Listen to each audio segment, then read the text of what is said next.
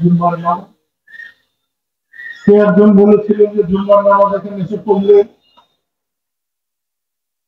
মুদ্রার শান্তি হয়। হাতে একটা যুদ্ধ হয়েছিল হামিদপুর। লতিফ ভাই ইতিহাসে নিয়ে এসেছিলেন। তাদের দেখলেই আমাদের মনোবল বেড়ে যেত, আমরা সাহসী হতাম। কিন্তু একটা বড় পাহারা দেওয়া, একটা থানা পাহারা দেওয়া পুলিশ আর যুদ্ধ করা এক জিনিস না। যুদ্ধটা বড় কঠিন জিনিস। যারা ট্রেনিং নিয়েছিল তারাও তো যুদ্ধ করে পারবে না, কারণ যুদ্ধটা বড় কঠিন। মুক্তিযুদ্ধ করেছিলাম, সেসব জীবনের মায়া অতটা ছিল না, সেই জন্য যুদ্ধ করেছি। জীবনের মায়া না থাকে সে যুদ্ধ করতে পারে না, সে যুদ্ধের পিছনে থাকতো, কিন্তু যুদ্ধের সামনে দিত। তো সেই সময় সাইফুর 4-5 জনকে নিয়ে এসেছিল। আমি এসেছিলাম হামিদপুর।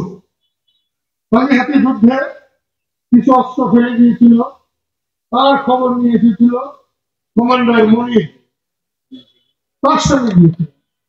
সেখান থেকে 10-12টা অস্ত্র নিয়ে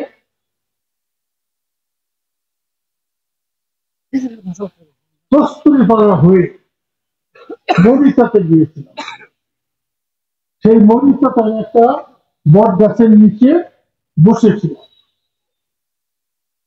আমি ছিলাম কি ছিলাম না এখন আমি বলতে পারি, বিমর্ষ হয়ে বসেছিলাম। আমাদের সঙ্গে তখন 11-12 জন লোক ছিল। তার বোধ হয় 2 জন বা 3 জন আমরা বন্দুক চালাইতে পারতাম, আর বাকিরা বন্দুক ধরতে পারতাম। সেই সময় ফারুক দিয়ে আমার পিঠে হাত দিয়ে বলেছিল, বজ্র ভাই, আমার ডাক্তার বজ্র, যেটা ছোটবেলায় একেবারে পছন্দ হতো না। মনে হতো আমার বাবা কি নাম রাখছে, আমার দেখতে গেল বজ্রতের নাম হয় নাকি। এখন আমার কাছে বজ্র নাম পৃথিবীর শ্রেষ্ঠ নাম। সেই বজ্র ভাই বলে